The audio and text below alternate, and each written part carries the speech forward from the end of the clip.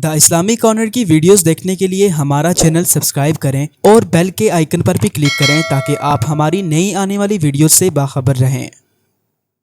नाजरीन, आप हज्जाज बिन यूसुफ के नाम और शख्सियत से यकीनन वाकिफ़ होंगे। उस शख्स को अब्दुल मुल्क ने मक्का, मदीना, ताइफ और यमन का नायब मुकर्रर किया था और अपने भाई बशर की मौत के बाद उसे इराक भेज दिया था, जहाँ से वो कूफा में दाखिल हुआ। इन मकामात में 20 साल हज्जाज का अमल दखल कायम रहा। उसने कूफा में बैठकर ज़बरदस्त फतूहात की। उसके दौर में इस्लामी फतूहात का दायरा सिंध और हिंद के दूसरे इलाकों तक फैल गया, हत्ता कि मुसलमान मुजाहिदीन चीन तक पहुंच गए।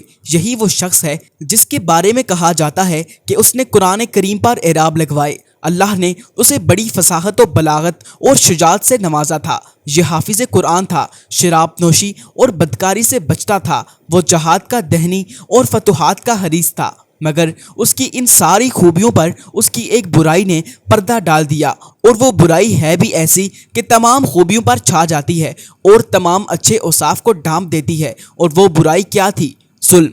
हज्जाज इन तमाम खूबियों के बावजूद बहुत बड़ा जालिम था। उसने अपनी ज़िंदगी में खूनखार दरिंदों का रूप इख्तियार कर लिया था। एक तरफ उसके दौर के नामवर मुजाहिदीन कुतैबा बिन मुस्लिम, मूसा बिन नज़ीर और मोहम्मद बिन कासिम कुफ़ार की गर्दनें उड़ा रहे थे, और दूसरी तरफ वो खुद अल्लाह के बंदों, औलिया और उलमा के खून से होली खेल रहा था। हज्जाज ने 1,20,000 इंसानों को कत्ल किया है। उसके जेल खानों में एक एक दिन 80-80 हज़ार कैदी बैक वक्त रहे हैं, जिनमें से 30,000 औरतें होती थीं। उसने जो आखिरी कत्ल किया है वो अजीम ताबी और जाहिदो पारसा इंसान हजरत सईद बिन जुबैर रदियल्लाहु ताला अन्हु का कत्ल था। उन्हें कत्ल कराने के बाद हज्जाज पर वहशत सी सवार हो गई थी। वो नफ्सियाती मरीज बन चुका था। जब वो सोता था तो हजरत सईद बिन जुबैर रदियल्लाहु ताला अन्हु उसका दामन पकड़कर कहते थे, ऐ दुश्मन खुदा, आखिर तूने मुझे क्यों कत्ल किया? मेरा क्या जुर्म था? जवाब में हज्जाज कहता, मुझे और सईद को क्या हो गया है? मुझे और सईद को क्या हो गया है?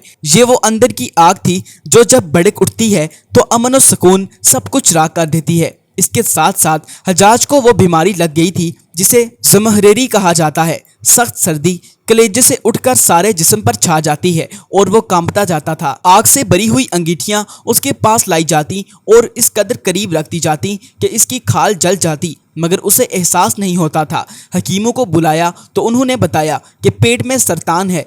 एक तबीब ने गोश्त का टुकड़ा लिया और उसे धागे के साथ बांधकर हज्जाज के हलक में उतार दिया। थोड़ी देर के बाद धागे को खींचा तो उस गोश्त के टुकड़े के साथ बहुत सारे कीड़े लिपटे हुए थे। हज्जाज जब मादी तदबीरों से मायूस हो गया तो उसने हज़रत हसन बसरी रहमतुल्लाह अलैह को बुलवाया और उनसे दुआ की दरख्वास्त की। वो आए और हज्जाज की हालत देखकर रो पड़े और फरमाने लगे, मैंने तुझे मना किया था कि नेक बंदों के साथ छेड़छाड़ ना करना, उन्हें तंग ना करना, उन पर जुल्म ना करना, मगर तू बाज ना आया।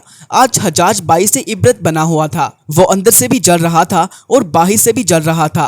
वो अंदर से टूट फूट चुका था। चुनाचे वो हज़रत सईद बिन जुबैर रहमतुल्लाह अलैह को कत्ल करने के बाद ज़्यादा दिन तक जिंदा ना रह सका और सिर्फ 40 दिन के बाद वो भी दुनिया से रुखसत हो गया। मगर हज़रत सईद और हज्जाज की मौत में बड़ा फ़र्क था। हज़रत सईद को शहादत की मौत नसीब हुई।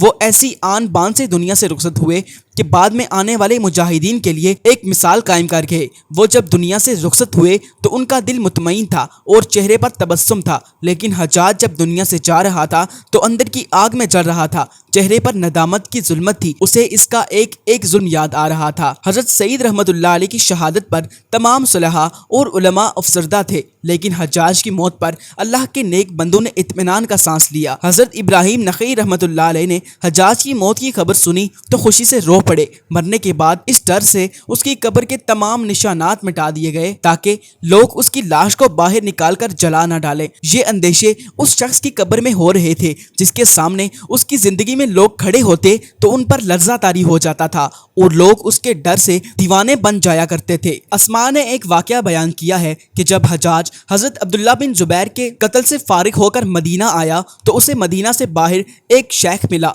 چونکہ حجاج کے چہرے پر نقاب تھا اس لیے اس نے حجاج کو نہیں پہچانا۔ حجاج نے اس سے مدینہ کا حال احوال دریافت کیا۔ شیخ نے کہا بہت برا حال ہے، رسول اللہ صلی اللہ علیہ وآلہ وسلم کے حواری قتل کر دیے گئے ہیں۔ حجاج نے پوچھا ان کو کس نے قتل کیا ہے؟ شیخ نے جواب دیا ایک فاجر و فاسق اور لعین شخص جس کا نام حجاج ہے، اللہ اس کو ہلاک کرے اور سب لعنت بھیجنے والے اس پر لعنت بھیجیں۔ حجاج یہ سن کر غضب آلود ہو گیا اور اس نے اپنے چہرے پر پڑی ہوئی نقاب ہٹا دی اور پوچھا کہ تم مجھے پہچانتے ہو؟ شیخ نے کہا ہاں میں آپ کو پہچانتا ہوں مگر آپ مجھے نہیں پہچانتے، میں یہاں کا مشہور دیوانہ ہوں، مجھے دن میں 5 مرتبہ مرگی کا دورہ پڑتا ہے اور ابھی جب میں الٹی سیدھی باتیں کر رہا تھا تو مجھے دورہ پڑا ہوا تھا۔ تو وہ شخص جس سے بات کرتے ہوئے بڑو کے جسم پر ریشہ طاری ہو جاتا ہے اور وہ کہ جس کے اتاب سے بچنے کے لیے لوگ مصنوعی دیوانے بن جاتے تھے، آج جب اس کے جسم سے جان نکل گئی تو اندیشے پیدا ہونے لگے کہ کہیں